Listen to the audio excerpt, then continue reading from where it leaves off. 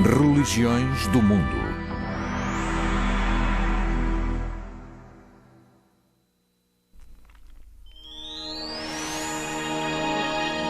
Religiões nativas das Américas.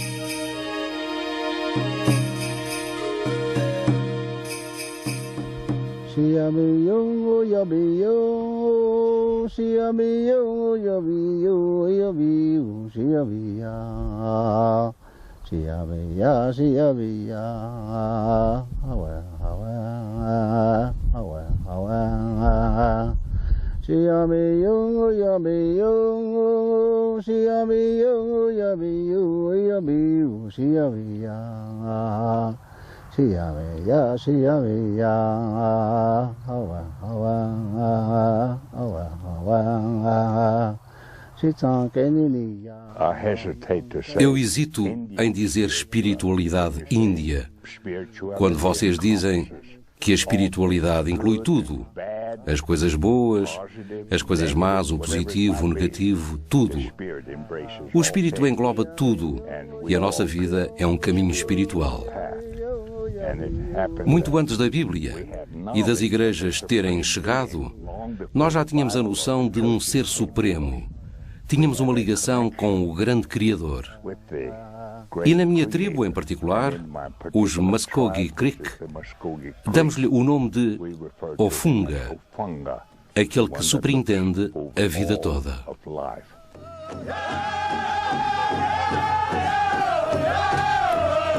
O nordeste da Sibéria foi sempre uma terra desolada, onde caçadores, pescadores e recoletores lutaram para arrancar os meios de subsistência à natureza árida. Há 30 ou 40 mil anos atrás, alguns siberianos decidiram procurar uma vida mais próspera e por isso atravessaram o Estreito de Bering, que na altura estava congelado, para o hemisfério ocidental. Os que ficaram para trás são hoje os povos da Mongólia e os que emigraram são os índios americanos. Um dia ele perguntou-me: Parrish, o que é que o teu povo chama a um elefante? E eu respondi-lhe: Deus com o nariz comprido. E a seguir perguntou-me: e o que chamam a um leão? E eu disse: cabeça peluda. E ao tigre? E eu respondi: gato selvagem.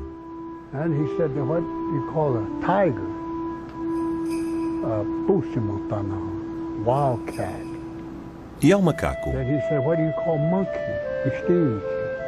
E então eu fiquei a pensar.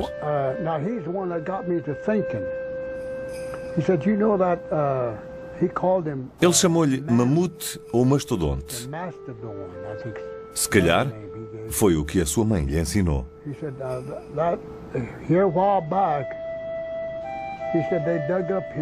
Disse que tinham desenterrado os ossos de um desses, não sei onde, e disseram que já tinha morrido há 10 mil anos.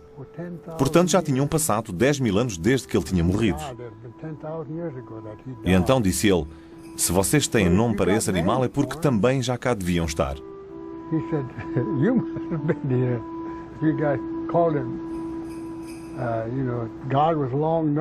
Se lhe chamaram Deus com o nariz comprido, é porque ele já estava vivo há 10 mil anos atrás, antes de ser extinto. Portanto, já cá devem andar há pelo menos 20 mil anos. Isto fez-me pensar algo, porque era realmente algo muito interessante sobre nós, os índios.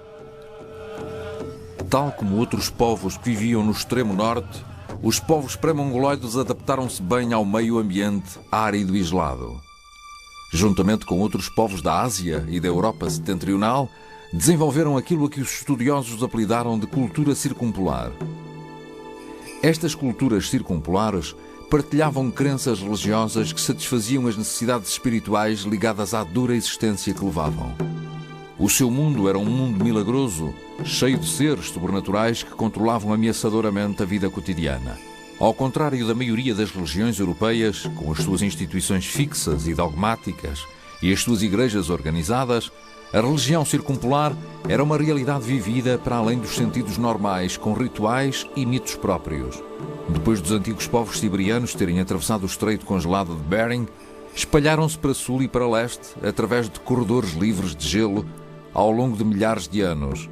Não se sabe muitos pormenores acerca do modo como esses povos emigraram, contudo parece que o fizeram em pelo menos 3 grandes vagas. A primeira vaga consistiu nos povos a que os linguistas chamam ameríndios, um termo que descreve tanto o povo como a sua língua. A maioria dos índios americanos pertence a este grupo, um grupo que viajou até ao extremo sul da América do Sul por volta de 9000 a.C. A segunda família linguística era a dos Na-Dene, que incluía várias tribos que se instalaram ao longo da costa noroeste e as tribos atabascanas da Colômbia Britânica. Os Na-Dene poderão ter chegado por volta de 7000 a.C.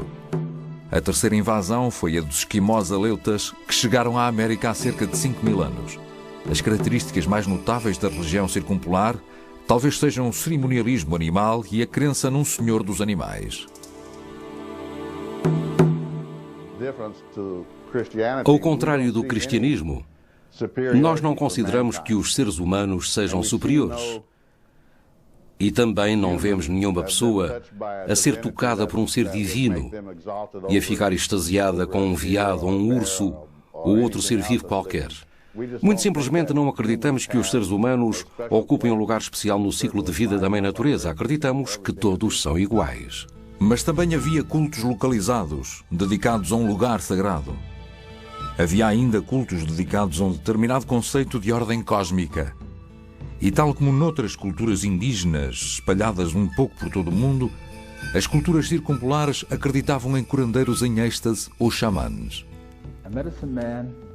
Um curandeiro ou uma curandeira percebe de música, de filosofia, de arte, história, religião. E se lhe tirarmos qualquer dessas coisas, as outras deixam de ter qualquer valor.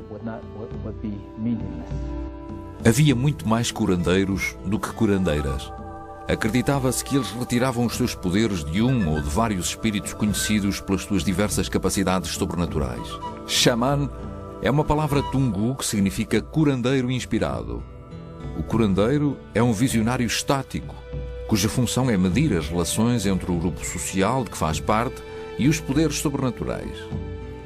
Não poucas vezes o xamã envia a sua alma ou o seu espírito protetor para ir buscar a alma de uma pessoa doente ao reino dos mortos. Muitas vezes o xamã usava as suas técnicas espirituais para expulsar doenças que se acreditava serem provocadas por espíritos malignos.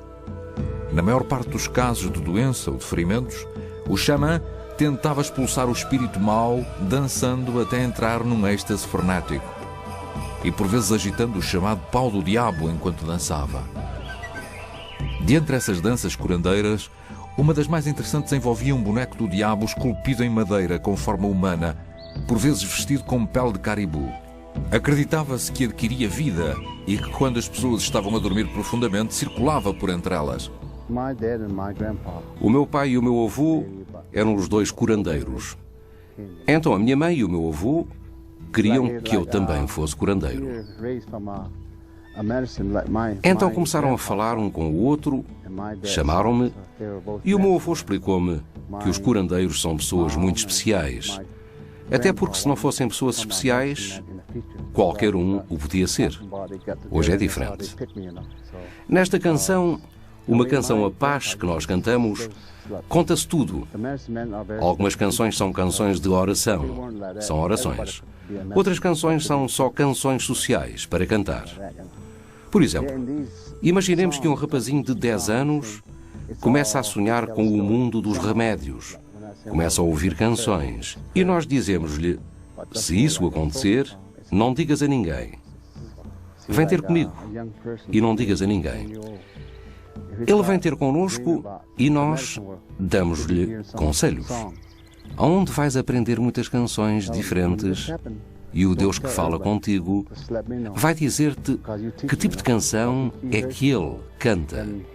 Se é uma canção de cavalo, se é uma canção de pássaro, Ele diz-te. Mas tu não digas a ninguém. Só mais à frente, daqui a 6 meses ou 1 ano. E entretanto vais continuar a ter sonhos. Agora corre para o campo e começa a cantar. Fala nisso para o ar e guarda o segredo para ti. Mas assim que sonhares com uma canção e no dia a seguir disseres a alguém: olha, sonhei com isto, assim assim, então a canção desaparece e nunca mais te lembrarás dela. O xamanismo atabascano partilhava muitas, mas não todas, as características básicas dos outros povos circumpolares. Os Tanaina, por exemplo, acreditavam no Deus Supremo que vivia na estrela polar e viajava no céu. Em situações difíceis, os Tanaina levantavam o braço direito e apelavam ao Deus Supremo por comida ou outras necessidades. Acreditavam que quando uma pessoa morria, o seu hálito subia ao céu e que o seu espírito sombra permanecia ainda durante algum tempo antes de desaparecer debaixo da terra. Este conceito de 2 almas num só corpo era comum quer entre as tribos americanas, quer entre as tribos da Europa e da Ásia do Norte. Nas zonas do leste da América do Norte, a religião algonquina era fortemente reminiscente das religiões circumpolares da Eurásia Ártica. Todas estas tradições religiosas denotavam uma profunda crença num Deus Supremo, em deuses atmosféricos e em deuses da caça. E apresentavam ideias semelhantes quanto à vida depois da morte e quanto à estrutura do mundo dos vivos. Os algonquinos acreditavam num ser supremo poderoso, rodeado por deuses dos raios e dos relâmpagos, normalmente representados por uma águia mítica. Também havia deuses do vento. Os algonquinos tinham o culto da Mãe Terra e tinham concepções muito claras relativamente à sua viagem para o reino dos mortos. O totemismo apareceu na América praticamente em todos os grandes grupos tribais, que por sua vez se dividiam em subgrupos ou clãs. Cada clã tinha o seu animal protetor, por exemplo, um veado. Os Ojibwe acreditavam que o animal de um clã também podia ser o espírito protetor de uma pessoa, que essa pessoa tinha contatado através de um sonho ou de uma visão. O animal do clã revelava onde se podia encontrar caça. Ao Deus da vida, que supervisionava o homem e as suas ações, os Ojibwe chamavam Kichi Manitou, que significa grande Manitou ou grande espírito. A palavra Manitou aparece ligada a tudo o que seja espiritual, sobrenatural. Os Cree, outra tribo alonguina, denominavam o Deus Supremo simplesmente por Manitou. Por vezes também era identificado com o Deus da caça, o espírito do Caribou. À semelhança de muitas outras tribos índias americanas, os Ojibwe adoravam a Mãe Terra. Acreditavam que vivia nas árvores, arbustos e pedras. Era uma figura espiritual importante e por isso faziam-lhe ofertas de bolsas de tabaco. O poder da Mãe Terra para curar e para fazer crescer a vegetação era reconhecido em toda a América do Norte. A par desses conceitos, havia outras ideias acerca do universo em que vivemos. Como é que nos mantemos de saúde? Qual a nossa relação com as coisas que nos rodeiam? Com o céu, as plantas, os insetos?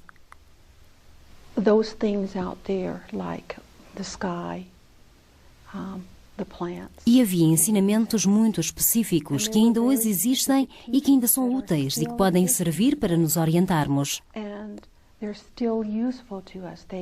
E essas ideias estavam ligadas a ideias de nos mantermos bem. E estas ideias de nos mantermos bem estavam ligadas a ideias de comportamento. Coisas que devemos fazer nós próprios para mantermos a saúde física e mental. E, portanto, essas ideias estavam ligadas a ideias de cerimónias ou de rituais. Portanto, as coisas estavam todas ligadas umas às outras.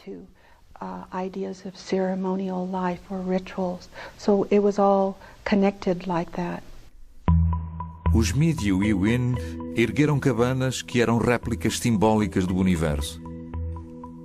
Entre as suas cerimónias rituais mais importantes contavam-se os ritos de iniciação, que os candidatos tinham de passar para se poderem tornar curandeiros ou curandeiras. Aprendiam todos os saberes da tribo, estudando botânica, mitos da criação, requisitos cerimoniais, etc. Depois deste período de estudo, o candidato submetia-se a um ritual de morte e ressurreição. Um sacerdote disparava figurativamente uma concha de mexilhão contra o corpo do candidato, atingindo-o com um molho de ervas medicinais. A seguir, o candidato simulava a morte, e era então que tinha uma visão que se acreditava que lhe conferia poderes e lhe dava uma canção sagrada. Isto é uma canção de oração. Com ela a pessoa pode viajar para onde quer que seja, porque para onde quer que vá, vai protegida e abençoada por Deus. Os primeiros Ojibwa e os seus vizinhos algonquinos acreditavam na vida depois da morte. Os mortos podiam chegar a essa vida depois da morte, seguindo um caminho até um rio e atravessando o rio por cima de um tronco de árvore escorregadio. Com o tempo e com o aumento da influência do cristianismo, os índios americanos acabaram por acreditar não apenas num paraíso maravilhoso para os bons, mas também num inferno para os maus. Muitas crenças e práticas das religiões índias americanas têm as suas origens nas culturas de caça da Ásia Circumpolar. No entanto, as culturas pescatórias da Ásia Circumpolar também influenciaram a vida no Novo Mundo, especialmente ao longo da costa do Pacífico Norte. Essas influências podem ser vistas claramente na cultura ártica dos esquimós, muito especializada, e ainda nas culturas dos índios americanos ao longo da costa noroeste do Pacífico. A cultura esquimó desenvolveu-se em resposta às condições gélidas que se vivem no extremo norte. O transporte a longas distâncias normalmente era feito através de caiaque ou de umiaque, um barco grande e aberto usado pelas mulheres.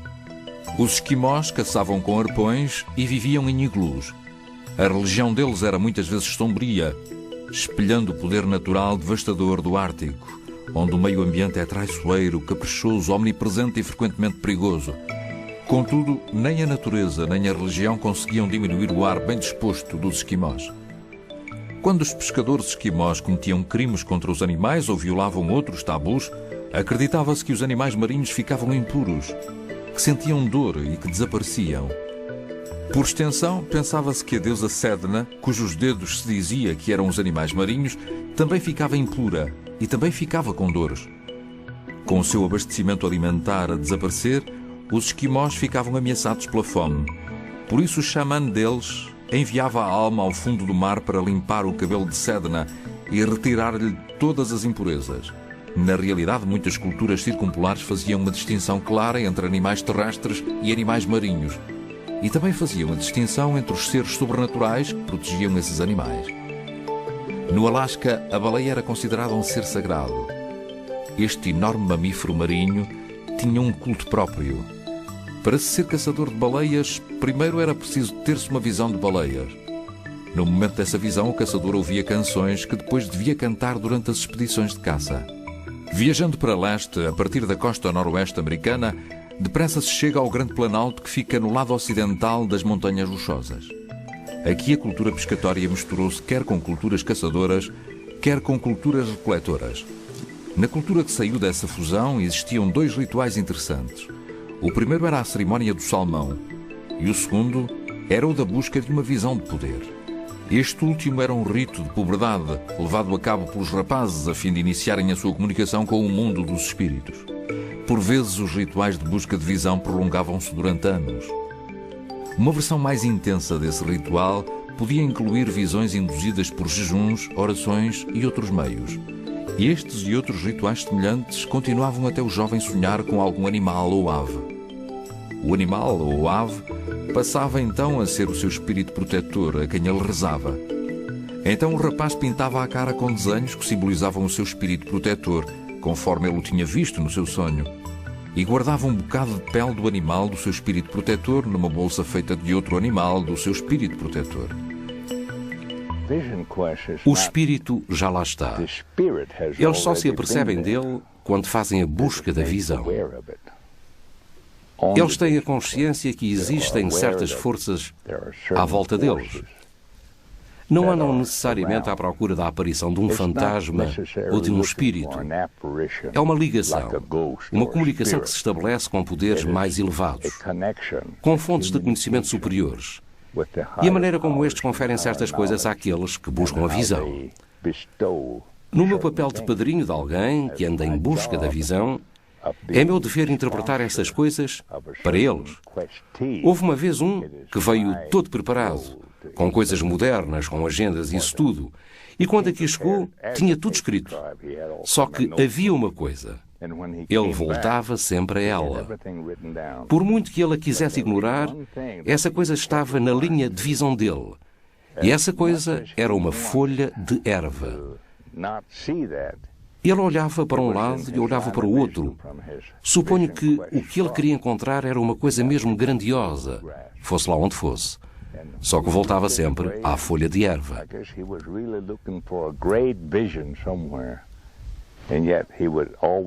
Então eu disse-lhe: esse é o teu sinal de poder, a folha de erva. O quê? Respondeu-me ele. E eu disse: pois, a folha de erva. Andavas a pensar em grandes coisas, em coisas grandiosas. Num grande urso, num grande lobo, ou num búfalo, ou numa águia, ou noutra coisa qualquer, mas no género. O que os espíritos te estão a avisar é que tu tens uma ideia exagerada de ti próprio. E é por isso que andas à procura de coisas grandiosas e os espíritos estão a obrigar-te a olhar para baixo, a considerar uma folha de erva. E é isso que acontece na vida. Muitas vezes, quando pretendemos alcançar qualquer coisa, há uma porta que se fecha na nossa cara. E, no entanto, quando tudo acaba, continuamos de pé. E por isso voltamos a tentar de novo. Talvez antes não estivéssemos bem preparados. Por isso aceitamos a situação e voltamos a insistir. A nossa capacidade de aguentarmos, de nos mantermos firmes, apesar de todos os reveses, seja em que situação for, podemos agradecer tudo isso à Mãe Terra.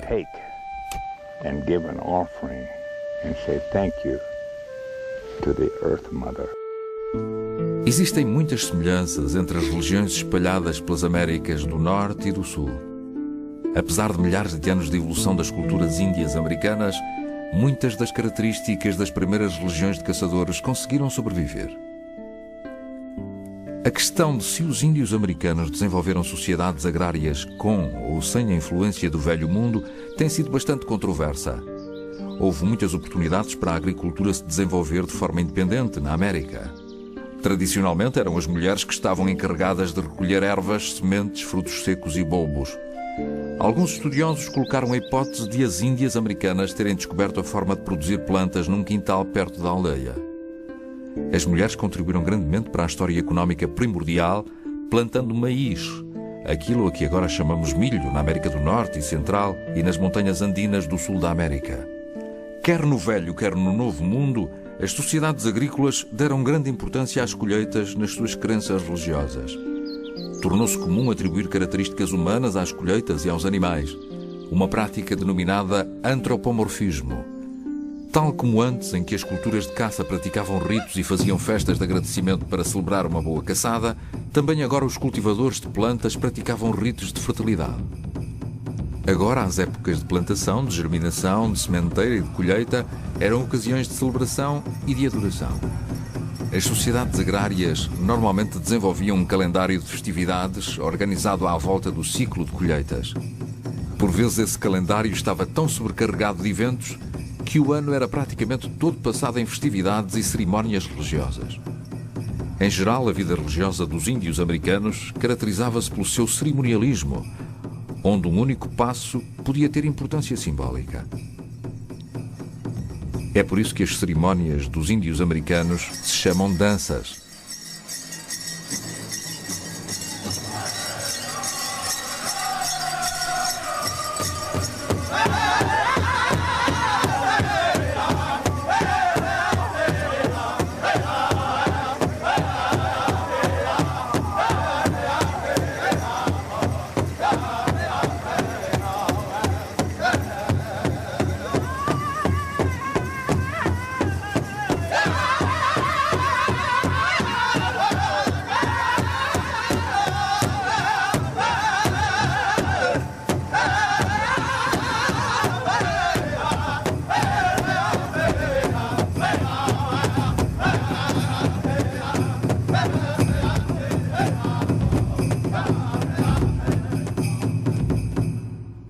Os índios americanos, conhecidos por iroqueses, eram uma confederação das maiores tribos do nordeste da América do Norte. Viviam a sul e a leste do Lago Ontário, não muito longe dos Algonquinos. Essa área é hoje o território do estado de Nova York. Os iroqueses eram compostos pelas chamadas 5 nações, as tribos Mohawk, Oneida, Onondaga, Cayuga e Seneca. Todas estas tribos eram peritas na guerra, mas também na organização política pacífica. Vivendo numa área densamente arborizada, erigiram enormes casas comuns em madeira e paliçadas, rodeadas de terras de cultivo. Os homens pescavam, apanhavam pássaros e caçavam veados.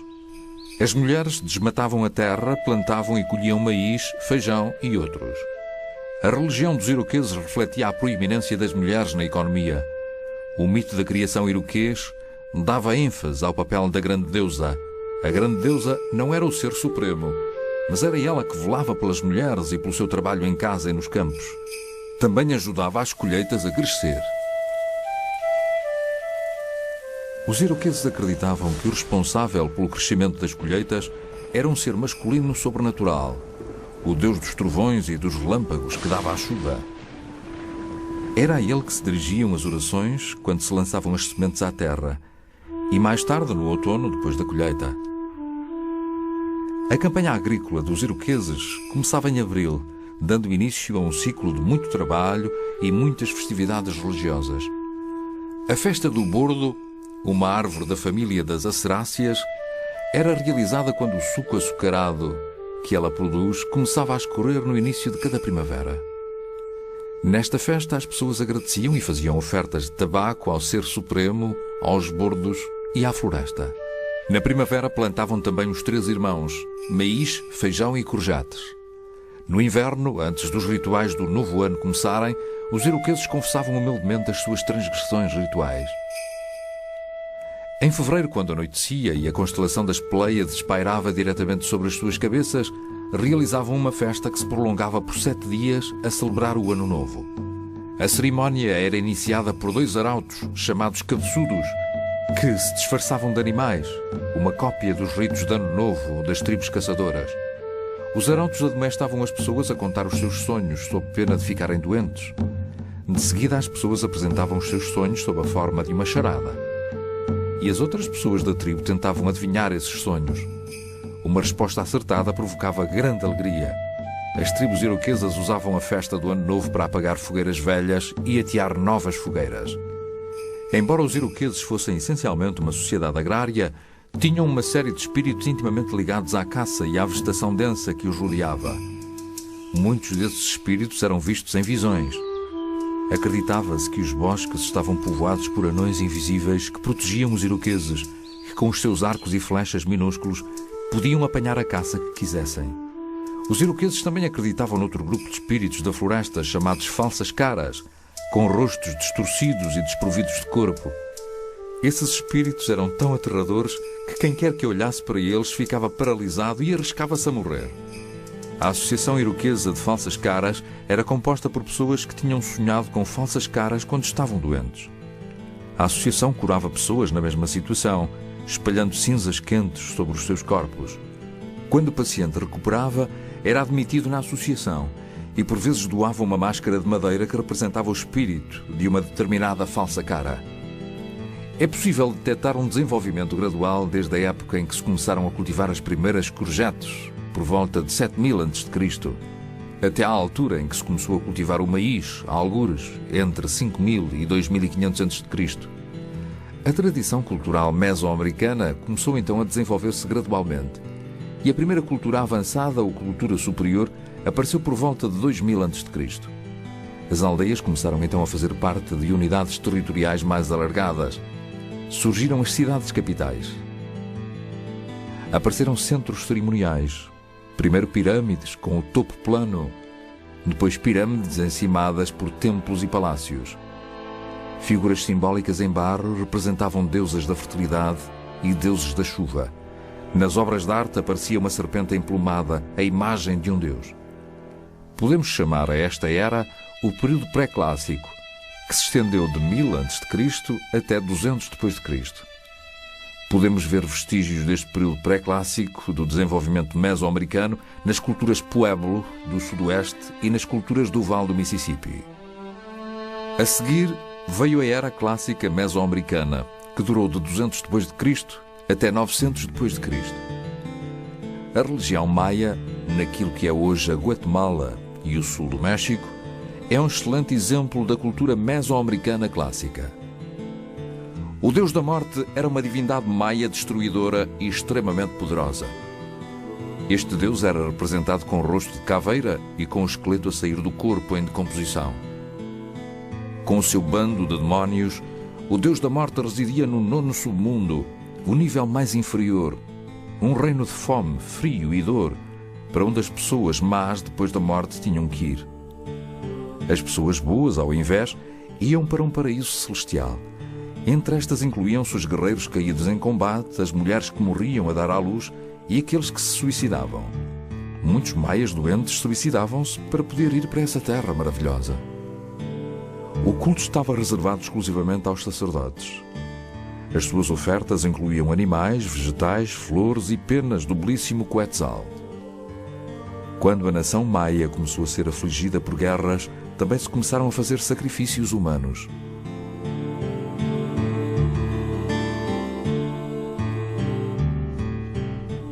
Por volta de 1325 d.C., surgiu no Vale do México o reino Azteca, dando início ao período pós-clássico. Os sacerdotes aztecas reconheciam a existência de uma espécie de Deus Supremo, mas os deuses populares não incluíam qualquer ser supremo. Assim sendo, o Ser Supremo permaneceu uma entidade vaga, havendo uma série de deuses populares que competiam por esse papel. Um potencial Ser Supremo era o deus tribal Huitzilopochtli, que se acreditava ter protegido o povo quando este invadiu aquilo que é agora a cidade do México. Huitzilopochtli aparecia em visões sob a forma de uma águia a combater uma serpente, um tema mitológico muito apreciado que simbolizava o dualismo entre os poderes da esfera superior e os poderes da esfera inferior. Huitzilopochtli era também um deus solar e o deus dos guerreiros, mas ainda havia outros deuses solares. Quando os aztecas conquistaram o Planalto Central mexicano, apropriaram-se dos deuses aí existentes, incluindo Quetzalcoatl, um deus coberto de penas coloridas de Quetzal. Quetzalcoatl era um herói popular, um antepassado real e o deus dos sacerdotes. Acreditava-se que estava ligado ao mundo das estrelas. Era Vênus, a estrela da noite, que reaparecia como a estrela da manhã. A maioria dos deuses aztecas originais eram deuses de fertilidade. A Grande Mãe Terra era a mãe dos deuses e dos seres humanos. Era em parte representada por uma serpente e devorava toda a sujidade provocada pelos pecados humanos que lhe fossem confessados. Havia ainda Tlaloc, o principal deus da agricultura e deus da chuva, responsável pela acumulação de nuvens. Em períodos de seca, os aztecas sacrificavam crianças para o acalmar. Um dos deuses aztecas da vegetação era conhecido por o Nosso Senhor Esfolado. Dizia-se que o corpo dele estava coberto com a pele de uma pessoa sacrificada, o que representava a nova cobertura de vegetação da primavera. Para os conquistadores espanhóis, os sacerdotes aztecas eram indivíduos sujos e repelentes, que cheiravam ao sangue seco das vítimas dos sacrifícios com que estavam cobertos. Tinham as orelhas perfuradas aqui e acolá das sangraduras que faziam para oferecer aos deuses. O cenário do culto sacerdotal mais impressionante era o grande templo situado na moderna cidade do México, dedicado a Huitzilopochtli e Tlaloc. Na inauguração do grande templo, em 1487, foram sacrificados nada menos de 20.000 prisioneiros de guerra. Numa altura em que ainda não estava em guerra com os espanhóis, Moctezuma, o rei azteca, levou o conquistador espanhol Hernán Cortés a visitar o templo. Nessa manhã, o rei tinha matado pessoalmente, em sacrifício, alguns prisioneiros e disse a Cortés que se tinha sentido mais elevado depois de ter cometido tal ato. E explicou-lhe que, se os sacrifícios humanos acabassem, a ordem do mundo azteca entraria em colapso. As crenças aztecas acerca dos mortos eram similares às dos maias. Em todas as culturas superiores da América Central, acreditava-se que a posição social e a forma como se morria determinavam o destino da pessoa na vida do além. Assim sendo, as pessoas boas eram muito simplesmente aquelas que levavam uma vida socialmente aceitável. A cultura Pueblo ficou a dever a sua formação a influências anteriores provenientes das culturas pré-clássicas mexicanas em geral.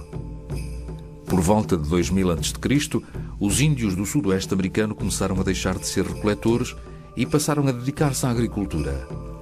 As suas casas em adobos, chamadas pueblos, tinham vários andares e eram construídas em múltiplos socalcos. Plantavam hortas ao longo das margens de rios que passassem por perto para permitir uma boa irrigação. Muitas das suas orações e rituais centravam-se na necessidade de ter chuva e umidade em quantidades adequadas no ambiente desértico em que viviam. Tal como nas culturas superiores mexicanas, entre os pueblo, a agricultura era um trabalho essencialmente de homens, embora as mulheres ajudassem a plantar maíz, abóbora, feijão, courgettes e tabaco. Embora por vezes a caça e a recolha de alimentos tenha sido de grande importância para a economia pueblo, a sua alimentação básica era constituída por produtos agrícolas. Apesar dos índios americanos, em geral, nunca terem aceito estranhos nos seus rituais religiosos, os pueblo desenvolveram aquela que foi provavelmente a cultura mais secreta da América do Norte. Acreditavam que o mistério sagrado desaparecia na presença de estranhos que não entendiam os rituais. Os povos pueblo do Ocidente e do Oriente seguiram padrões sociopolíticos diferentes. A oeste, os povos Zuni e Hopi estavam divididos em clãs matrilineares, em que as relações ancestrais de parentesco seguiam a linha da mãe. As casas e os campos de milho eram e ainda são propriedade das mulheres. Pelo contrário, a leste, os pueblos do Rio Grande dividiram as suas aldeias em metades patrilineares, ou seja, dividiram-nas em metades mais ou menos iguais e cada uma delas definia a descendência através do pai. A tribo Zuni, a oeste, vive perto da fronteira atual entre o Novo México e o Arizona e destaca-se pela sua complexidade notável. Como todos os povos pueblo, os Zuni sempre foram conservadores. O pueblo onde vivem está implantado no mesmo local desde cerca de 700 d.C. Aqui, o círculo representa o centro. E os seus rituais alteraram-se pouco ao longo dos séculos. Todas as cerimónias Zuni se integram num entendimento especial que os Zunis têm do universo. The sky is male and the earth is female. O céu é masculino, a terra é feminina. O ar e a luz do sol são masculinos. A terra e a água são femininas. Portanto, somos um produto da nossa mãe e do nosso pai. E cada passo que nós damos na terra, há muito amor, muita afeição, muita saúde que a nossa mãe nos dá. Sempre que inspiramos ou sempre que apanhamos banhos de sol, recebemos o mesmo do nosso pai. Portanto, é assim que nós vivemos na Terra. E a cerimónia leva isso em linha de conta. Estamos aqui sentados nesta cabana e o chão é de terra. Quando nos sentamos numa cabana e fazemos uma cerimónia, tocamos na terra. Mas por quê? Porque ela é a nossa mãe. A nossa mãe tem poderes curativos. Tem muita afeição e muito amor. E nós precisamos de tudo isso. E sempre que respiramos, respiramos a mesma coisa que o nosso pai. E, portanto, o universo, a energia, a força, está na cerimónia. E a nossa mãe e o nosso pai dão-nos a perspectiva correta e nós somos curados. E quando isso acontece, a nossa coragem e confiança são restauradas. É nisso que acreditamos. Portanto, é isso que nós, índios, queremos dizer. Nós vivemos em harmonia com a natureza. Antes de 1700 d.C., mais ou menos, Várias aldeias produtoras de milho nas planícies ocidentais combinavam a agricultura com alguma caça. Um desses casos acontecia com a tribo Pawnee, naquilo que é hoje o Nebraska. A cultura Pawnee era bastante peculiar, porquanto as suas tradições tinham raízes quer no oeste, quer no sudoeste. Os Pawnee estabeleceram aquilo a que poderíamos chamar uma religião da pradaria. Trata-se de uma religião agrária adaptada às enormes pradarias verdejantes, com ritos ligados ao milho, irmandades de danças e chefes quase sagrados. Esta religião descendia parcialmente das religiões do México. Todas as primaveras, num sacrifício à estrela da manhã, capturavam uma virgem, amarravam-na a uma estrutura de madeira e disparavam setas contra ela. No século XVIII chegaram à planície nómadas da tribo Algonquina e tribos Sioux do norte, que tinham sido expulsas dos seus terrenos de caça tradicionais pela expansão dos colonos das potências coloniais europeias. Os acessórios culturais dos algonquinos e dos Sioux incluíam o tipi. Também tinham adquirido o cavalo e as armas de fogo através do homem branco. Agora estes novos imigrantes começaram a combater e a fazer comércio com as tribos mais sedentárias, como os Pawnee.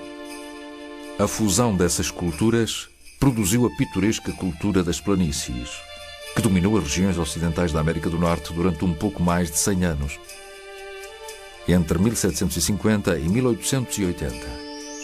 Foi a última das grandes culturas índias independentes. A meio do verão de 1832, o famoso pintor George Catlin presenciou vividamente cenas de uma dita tenda de medicina entre o povo Mandan, um ramo da tribo Sioux. Segundo Catlin, a cerimónia Mandan tinha 3 atos.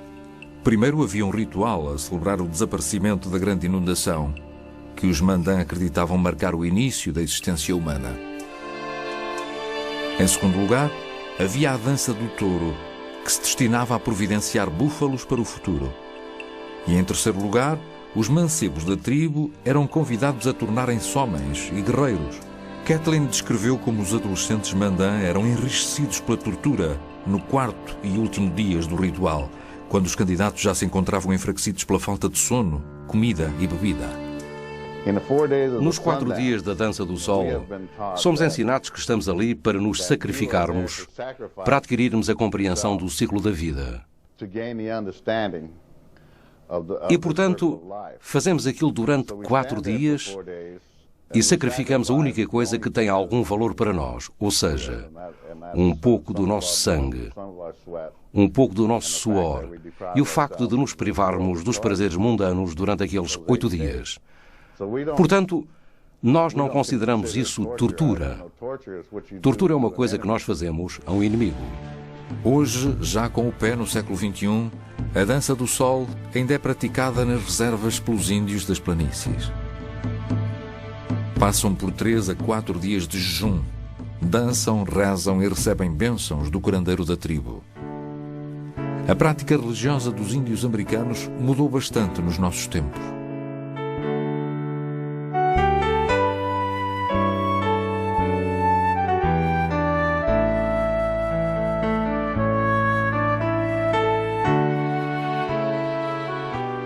Enquanto muitos membros das velhas tradições índias se integraram na cultura dominante, os que não o fizeram lutam para preservar as coisas que deram sentido a tantas gerações dos seus antepassados.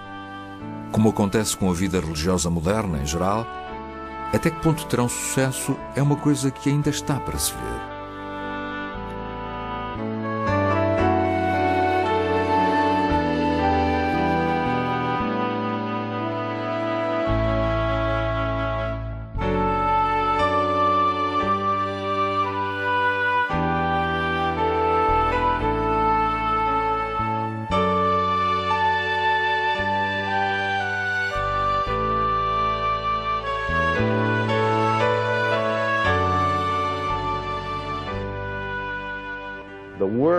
O mundo tem de entender a filosofia das pessoas ligadas à natureza, quer sejam índias, africanas, asiáticas ou europeias. O que nós queremos dar ao mundo é essa filosofia de interdependência natural. Mas ninguém pode invadir as cerimónias de outra tribo e pensar que vai ser capaz de perceber e entender essa tribo só porque assistiu a essas cerimónias. Não é assim que as coisas funcionam. Mesmo nos nossos dias, esses ensinamentos continuam vivos e continuam a ser valiosos para nós. É pena que muitos membros do nosso povo tenham sentido que tinham de fazer uma escolha. Uma escolha entre ideias tradicionais e ideias novas.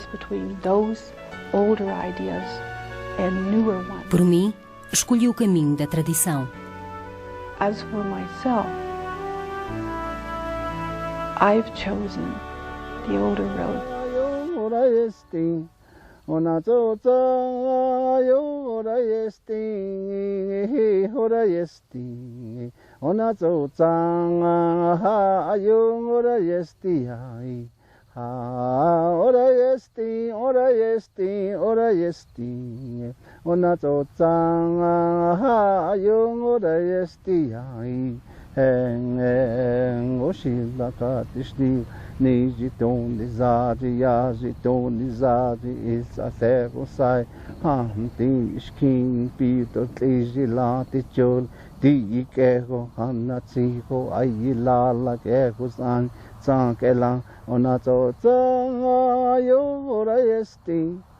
Ona